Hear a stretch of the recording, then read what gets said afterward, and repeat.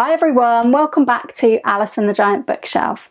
Today I'm bringing you the first part of a two-part video about the best bookshops in Oxford and the Cotswolds, and I'm going to take you with me as I go and visit some of those, and there will also be a book haul at the end of each video.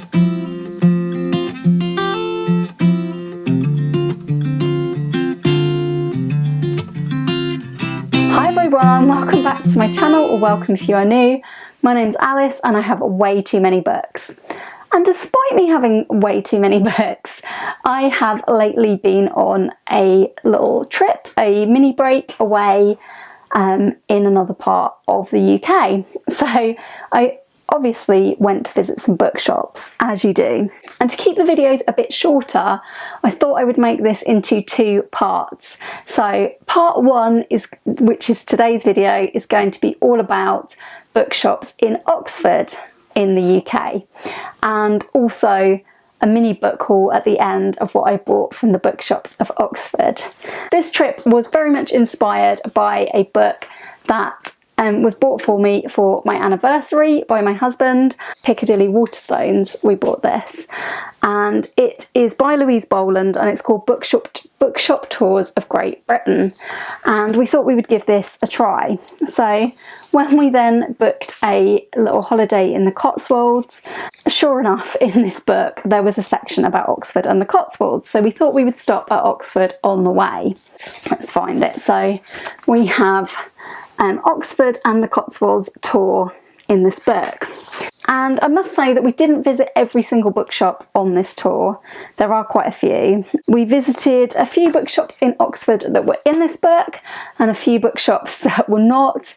And we also did the same in the Cotswolds, in various little villages which had one bookshop each. If you're watching this later, there will be a link in the description to part two. Anyway, Oxford. The main attraction of Oxford, as far as I can see book-wise, is definitely Blackwell's.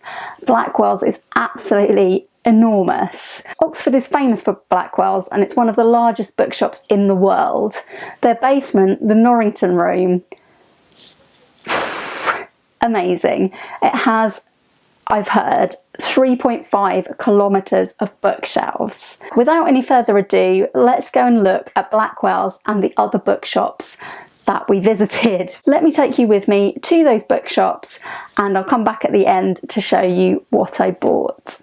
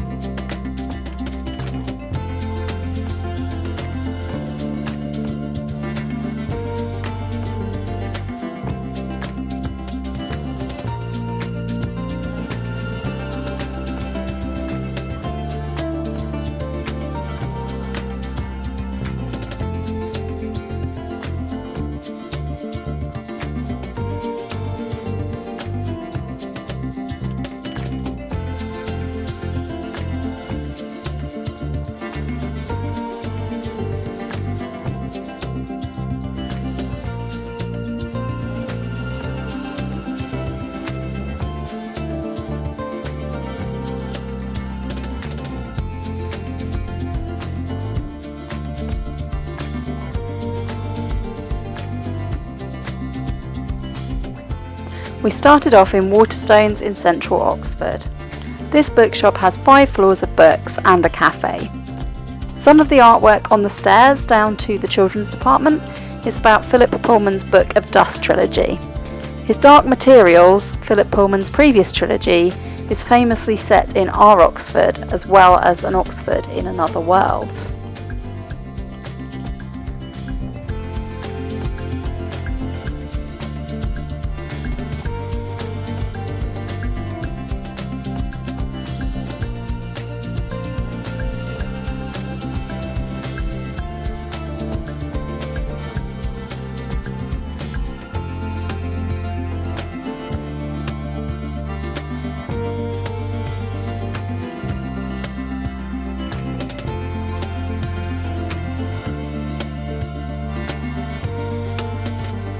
Just down the road we found the Bookstop, an independent bookshop with a great range of books.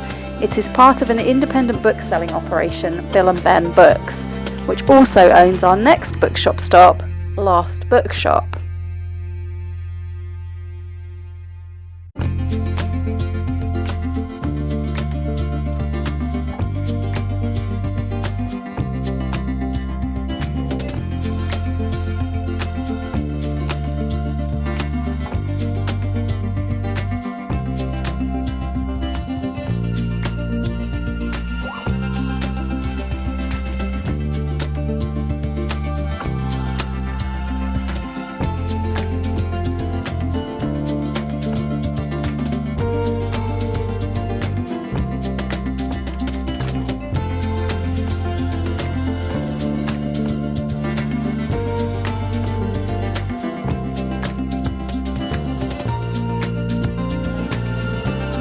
Last Bookshop is in the Jericho area of Oxford and sells a mixture of second-hand and remainder books.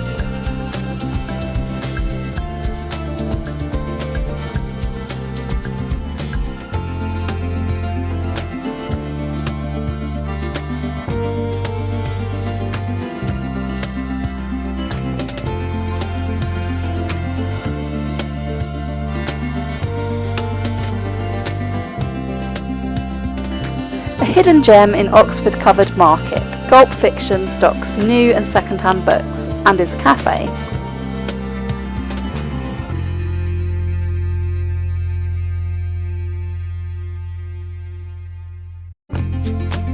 Upstairs there was a very tempting selection of free books and a view out over the Mock Turtle, one of the Alice in Wonderland characters you can find in the covered market.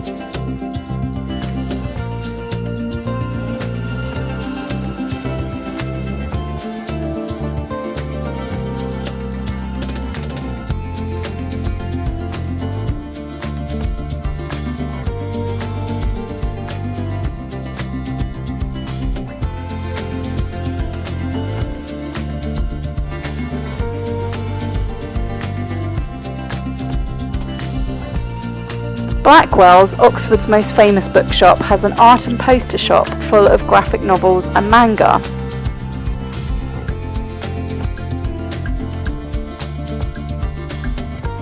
And across the road is Blackwell's flagship store, founded in 1879. Earlier this year, the company was sold to Waterstones after previously being family owned.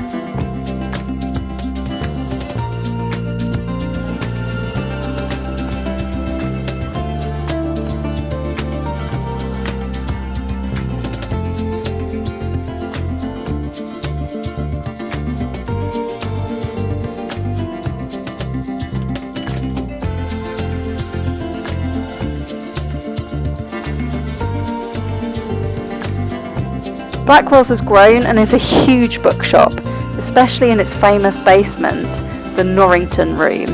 This room was opened over 50 years ago and holds the record for the single largest room selling books in the world. This room alone has 3.5 kilometres of bookshelves.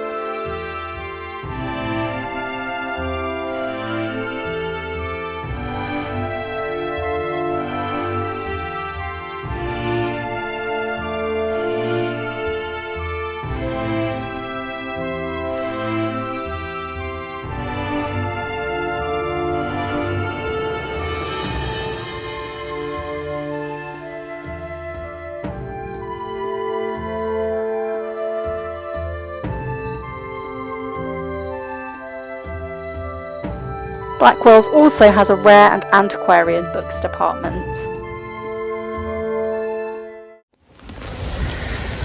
It's raining very, very hard in Oxford, but I am in the Botanic Gardens, and I'm in the Botanic Gardens because there's a very, very special bench here.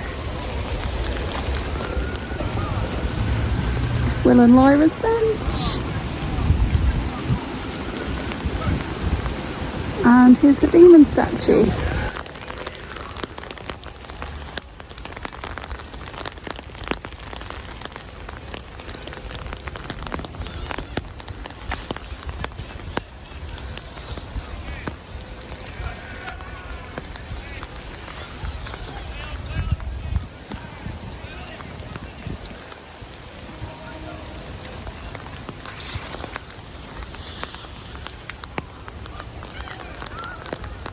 So hopefully in the last few clips you have seen the bookshops that I visited in Oxford, and the first purchase that I made in Oxford was in Bookshop. Two of the books that I bought are actually not going to be added to the giant TBR because I have read them before, so when I do read them again they will be rereads, but I'm very, very happy to own them. So this is the first of those, and I was delighted to find this. This was in a box outside Bookstop of bargain books, priced at only £3, and it also has a sticker on the back saying £21. So a vast reduction and a bargain. I've actually read this book twice before, and it's a graphic novel, and it's Alias, Jessica Jones' Alias. And you may have heard of Jessica Jones from the TV series of the same name, which is one of the Marvel Netflix series. I loved that TV series, especially series 1, and I immediately went out and read the graphic novels, and on the first and second time round I actually ordered these from the library. The library kindly purchased this for me. When I wanted to reread it, I believe the library purchased it for me again because they'd inconveniently got rid of their copy. Now I have my own copy of Jessica Jones' Alias. This is volume 1. It collects together Alias comics 1 to 9 and tells the first part of the story of Jessica Jones. Alias is the name of her detective agency. I loved the fact reading this that Jessica Jones has superpowers, but she ignores those and uses her skills to be a private detective, and I'm really looking forward to a reread of this at some point. There are 4 volumes in total that collect together all of the comics of Jessica Jones' Alias series, and following that there was also a collection of Jessica Jones' The Pulse, which I also read from the library. This is written by Brian Michael Bendis and illustrated by Michael Gaydos. I really enjoyed all 4 volumes. I really like the style of this, and it's from the Marvel Max imprint because of its explicit content, and at £3 I absolutely could not resist that. My second purchase in Oxford was in Oxfam Books, and this one was even more of a bargain at £2.49 second hand, but absolutely looks brand new and is a lovely anniversary edition.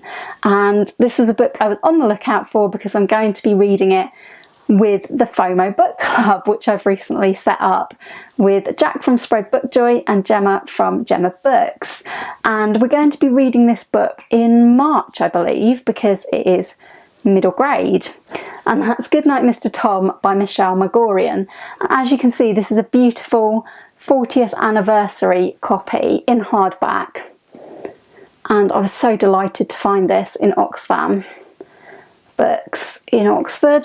I think that's a gorgeous cover. The inner book has got gold warplanes, and the inside, the end papers are absolutely gorgeous with that gold.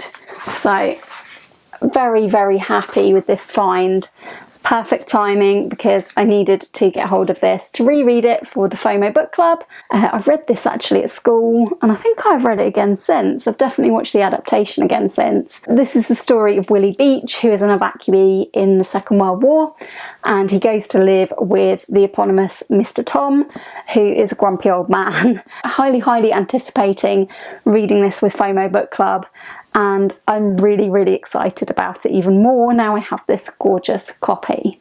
So thank you, Oxford, for providing me with that. Now, unfortunately, when I was in Oxford, it got very rainy, and I had these books with me when I took a trip to Lyra's Bench in the Botanical Gardens, and when we got back to the hotel, the books had got slightly wet, and those two don't seem to have come off too badly.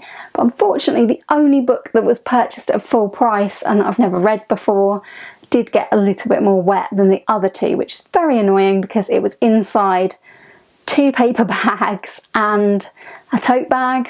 This was a purchase in Blackwell's, and it was very much a last minute temptation in Blackwell's because I wasn't going to buy anything. I was being strong and trying not to add to the giant TBR, and my husband offered to buy me this because it looks lovely and it's very Oxford related and a good souvenir of Blackwell's. But also, I haven't read this one before and I thought this would be a good pick for non-fiction November because, as you know, I love to read books about books and reading, and this is one of those, I believe. So this is The Reading Life by C.S. Lewis, a famous author from Oxford, of course famously the writer of the Chronicles of Narnia.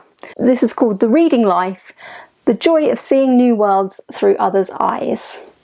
And it says on the back, the first demand any work of art makes upon us is surrender. Look, listen, receive, get yourself out of the way. There is no good asking first whether the work before you deserves such a surrender, for until you have surrendered, you cannot possibly find out. C.S. Lewis. Now, sadly, this lovely dust jacket with gold and blue did get a little bit damaged in the rain on the back there. Very irritating because it was the only new buy. And this one is sort of silver colour inside. And yeah. So, I don't know anything else about this book, but it's quite short. My pages have gone a little bit wavy from getting slightly damp, so I'm going to put this under some very heavy books, and hopefully by non-fiction November, when that rolls around, this will be nice and flat and almost good as new, apart from that little bit of damage on the back. So yeah, those are the 3 books that I've purchased in Oxford. One of them is adding to the giant TBR, but hopefully I will read it in November, so it won't be on the TBR for very long. Please do go over and watch part 2 of this video, which will be out next week, and it will be about the bookshops I visited in the Cotswolds and what I bought in the Cotswolds. I'll hopefully see you there.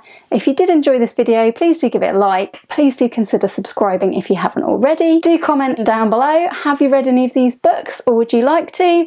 And have you visited any of these Oxford bookshops? I hope very much to see you again soon for another video all about books here on Alice and the Giant Bookshelf.